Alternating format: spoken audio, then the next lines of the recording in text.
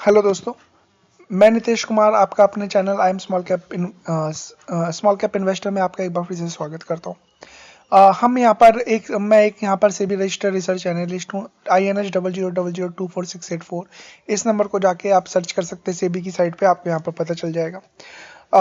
हम मेरे जो वेबसाइट का नाम है वो यहाँ पर flexicapresearch.com है। यहाँ पर हम कोर्स के साथ में, ठीक है, फंडामेंटल टेक्निकल और सब कुछ यहाँ पर सिखाते ही है। साथ में हम यहाँ पर momentum trading as well as swing trade और वेल्थ हॉरिजन मिड टर्म और लॉन्ग टर्म की यहाँ पर investment ideas as well as dual strategy plan, मतलब स्विंग भी और मिड टर्म लॉन्ग टर्म के यहाँ पर स्टॉक्स भी यहाँ पर सब देते हुए नजर आते हैं।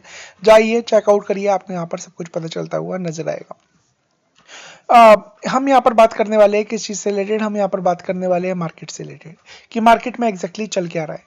मार्केट में आज आप देखेंगे तो एक अच्छी खासी बाउंस आता हुआ दिखाई दिया, बट अगर आप 1 मिनट के चार्ट में होंगे और अगर आप मार्केट में स्टार्टिंग के टाइम पे होंगे तो आपको यहाँ पर पता चलेगा कि मार्केट में आज के दिन में एक गैप अप ओपन होता हुआ दिखाई दिया, जो कि यहाँ पर कल हमने, अगर आप हमारे सोशल मीडिया से साथ जुड़े होगे तो आपको पता होगी कि कल हमने डाला था कि क्रूड का खेल चल रहा था, ठीक है ना। और गिफ्ट निफ्टी भी आप देखेंगे तो कल के दिन में 800 पॉइंट ऊपर थी, बट उसके बाद आज के दिन में वो क्लोजिंग के टाइम पे अलग भाव यहाँ पर आता हुआ दिखाई दिया, आज के दिन अलग कुछ भाव था। तो उस हिसाब से यहाँ पर गैप अप तो ओपन हुआ, बट आते आते यहाँ पर सब कुछ वैनिश होता हुआ नजर आया। बट एट द एंड यहाँ पर क्लोजिंग ऊपर की तरफ हुई और लगभग 2.5% यहाँ पर जितने भी इंडेक्स थे वो यहाँ पर भागते हुए नजर आए। तो ये क्या डेड कैट बाउंस है या फिर ये एग्जैक्टली है क्या, उसी से रिलेटेड हम यहाँ पर जानने वाले हैं। तो एक एक करके यहाँ पर सब कुछ से रिलेटेड यहाँ पर बातें करेंगे, ठीक है, जानेंगे। तो यहाँ पर वीडियो में बने रहिएगा। सबसे पहले हम बात करें तो यहाँ पर देखिए, सब जो मेन चीज है मार्केट के लिए, जहाँ जिसकी वजह से कल अगर आप देखेंगे ना निफ्टी, जो गिफ्ट निफ्टी, यहाँ पर देखिए गिफ्ट निफ्टी, तो गिफ्ट निफ्टी लगभग यहाँ पर आता हुआ दिखाई दिया था 23,500 के आसपास, ठीक है ना। एक 23,533 का इसने हाई बनाया था और लगभग 800 पॉइंट की यहाँ पर तेजी यहाँ पर होती हुई दिखाई दी थी, ठीक है ना। इसकी पीछे का रीजन क्या था? इसके पीछे का सिंपल सा रीजन ये था कि जो क्रूड ऑयल था ना, यहाँ पर आप देख रहे हैं क्रूड ऑयल जो 113 114 चल रहा था, हमने यहाँ पर कल वीडियो भी बनाई थी। तब यहाँ पर उस टाइम जो प्राइस था ना, वो उस टाइम प्राइस ये था जो मैं आपको बता रहा हूँ, 113 114 के आसपास। बट जैसे ही न्यूज आई, क्या न्यूज आई?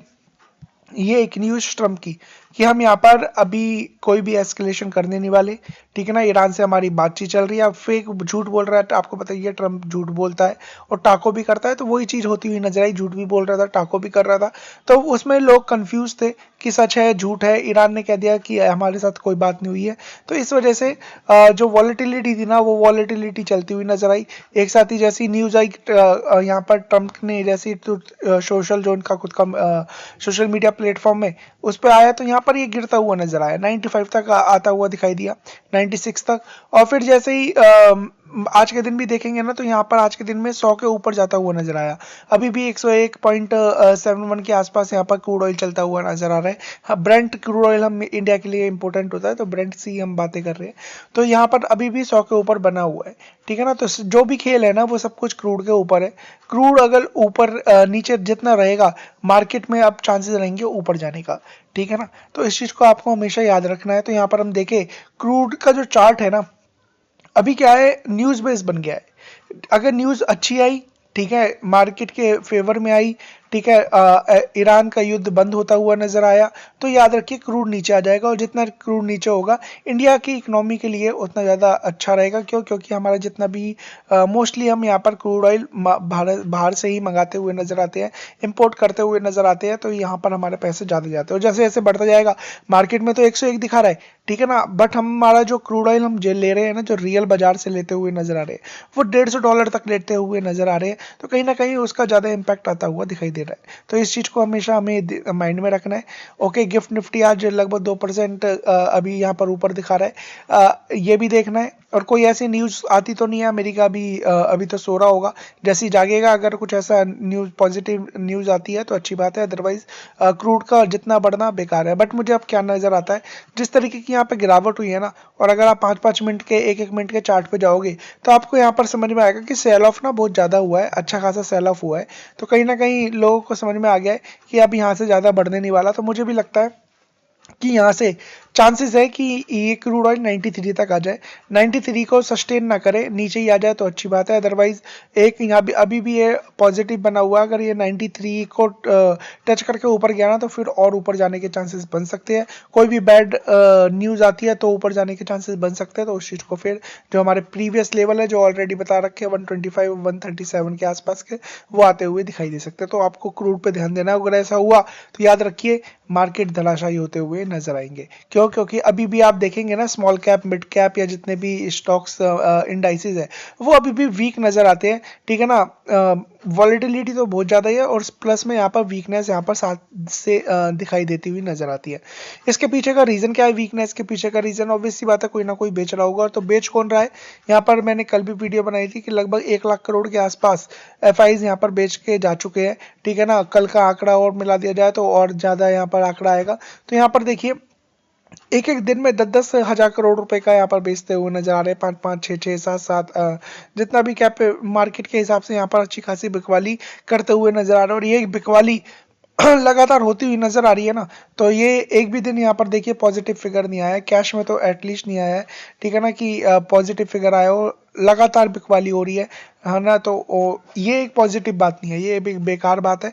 और उसी वजह से आप यहाँ पर देख रहे हैं यहाँ पर बिकवाली हो रही है, इसके अगेंस्ट में डीआईज खरीद रहे। देखिए यहाँ पर एफआईज ने क्या बेचा, बट यहाँ पर इन्होंने सारी की सारी खरीद ली है, बट कहीं ना कहीं इम्पैक्ट आता हुआ दिखाई देता है ना। एफआईज का भारत में आना बहुत जरूरी है। क्या एफआईज अब भारत में आते हुए नजर आ सकते हैं? तो इसका भी हम जवाब लेते हैं, तो आगे बढ़ते हैं। तो देखिए यहाँ पर मार्केट का ना जो पी के हिसाब से, वैसे तो पी कुछ होता नहीं है, ठीक है ना, मैं इसे मानता नहीं हूँ, पी वगैरह को इल्यूजन होता है, बट कहीं ना कहीं कभी कभी मानना पड़ता है। तो हम देखें तो निफ्टी का 50 का जो पी है ना वो 19 के आसपास है। मैक्सिमम चार्ट पे जाओगे और पी देखोगे तो देखिए जब यहाँ पर मार्केट टॉप पे थी ना 2021 के आसपास, तब 41 तक चला गया था।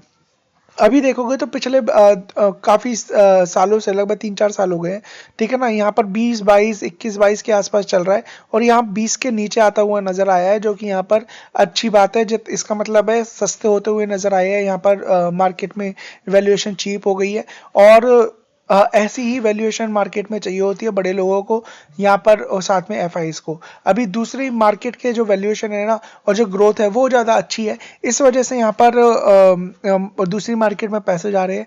जैसे ही वहाँ पर, क्योंकि एक कभी साइकिल चलती है, अगर चीज़ें ऊपर जाती है नीचे भी जाती है, कभी अब उनका भी वैल्यूएशन हाई हो जाएंगे तो यहाँ पर ये जो इंडियन मार्केट है ना वो अट्रैक्टिव हो जाएगी। और ऑलरेडी गिरे पड़े हैं, तो फिर एक साथ ही जब पैसा जितना 1-1 लाख करोड़ रुपए यहाँ पर एक एक महीने में कुछ किस दिनों में जा रहा है, जब इसी तरीके का पैसा आएगा ना तो मार्केट को देखोगे कि किसी रफ्तार से भागती हुई नजर आएगी। और ग्रोथ की बात करें तो ग्रोथ इंडिया की सबसे ज्यादा हाईएस्ट एवर है, ठीक है ना। बट यहाँ पर जो अभी जो क्रूड का चल रहा है ना, उस वजह से कंपनियों को भी परेशानी हो रही है और सबको यहाँ पर परेशानी होती हुई नजर आ रही है। तो इस चीज को हमें यहाँ पर देखना है। तो यहाँ पर देखे जाए निफ्टी 50 का 19 है, ठीक है ना। निफ्टी स्मॉल कैप का मैं देख लेता हूँ, मिड कैप का देख लेते हैं।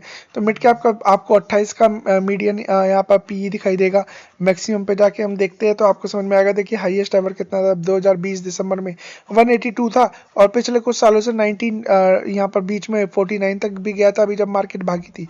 अब दोबारा सस्टेन करता हुआ नजर आ रहा है, नीचे आता हुआ नजर आ रहा है ना। निफ्टी स्मॉल कैप देख ले, तो निफ्टी स्मॉल कैप 100 का देख लेते हैं। तो यहाँ पर देखिए 26 का आ रहा है, जो यहाँ पर पी इनका बहुत ज़्यादा हाई होता हुआ नजर आया था यहाँ पर इस पर्टिकुलर पीरियड में। यहाँ पर देख लेते हैं तो 56 के आसपास आया था, 57-58। तो अभी यहाँ पर क्या हो रहा है, सस्ता हो गया, 26 हो गया है, ठीक है ना, ये एक अच्छी बात है। और निफ्टी मिड कैप की भी बात कर ले, मिड कैप 100 की, तो वो भी आप यहाँ पर देखेंगे तो 29 के आसपास है।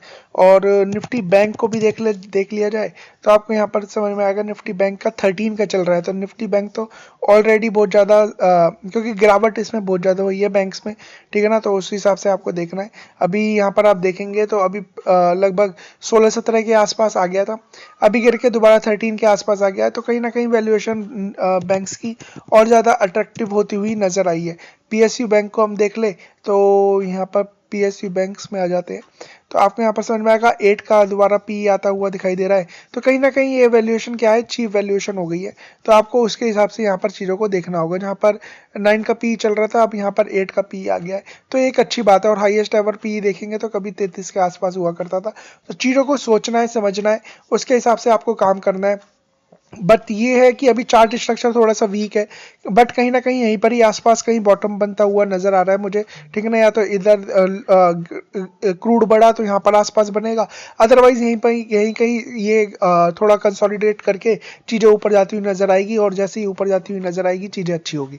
अब काफी लोग मुझसे ये भी पूछ रहे हैं कि या कोई क्वेश्चन भी हो सकता है कि अभी जैसे क्रूड का परेशानी आ रही है, और ये 6 महीने 1 साल की बात हो रही है कि इतनी जल्दी नहीं होगा, गैस की परेशानी आती हुई नजर आ रही है, और बहुत सारे बिजनेस है जो गैस और क्रूड ऑयल से चलते हुए नजर आ रहे हैं। तो देखिए मार्केट में ना ऑलरेडी सब कुछ पहले ही पचा लिया जाता है। गिरावट होने जब लड़ाई हुई, ठीक है ना, उससे पहले ही ज्यादा एक्सकेलेट नहीं हुआ, उससे पहले ही मार्केट गिर गई, ठीक है ना। स्टॉक्स प्राइस यहाँ पर ऑलरेडी करेक्टेड हो गए। जब ऑलरेडी करेक्टेड हो जाते हैं ना, तो पीटने जो ज्यादा पिटे होते हैं ना, उन्हें और पीट के मारा नहीं जाता, खत्म नहीं किया जाता। कंपनी बेकार हो गई है तब बात अलग है, अदरवाइज क्या है, गिरावट हो रही है, बहुत सारे स्टॉक्स है जो अभी गिरे पड़े हैं, और आने वाले रिजल्ट्स पे इफेक्ट आता हुआ दिखाई देगा। शायद 6 महीने 1 साल यहाँ पर परफॉर्म ना करते हुए नजर आए, पर जैसे ही दोबारा ये चीज सिचुएशन नॉर्मल होगी ना, तो चीजें दोबारा अच्छी होगी, और फिर वही स्टॉक्स जो लीडर तो है, जो अच्छे तो है, बट क्राइसिस की वजह से नीचे आते हुए दिखाई दे रहे थे,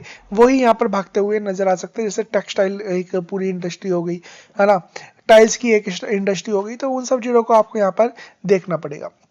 बाइंग सेलिंग की कोई रिकमेंडेशन नहीं है, अपने फाइनेंशियल एडवाइजर खुद की स्टडी करना है, चीज़ों को अपने हिसाब से यहाँ पर देखना है, समझना है, सोचना है।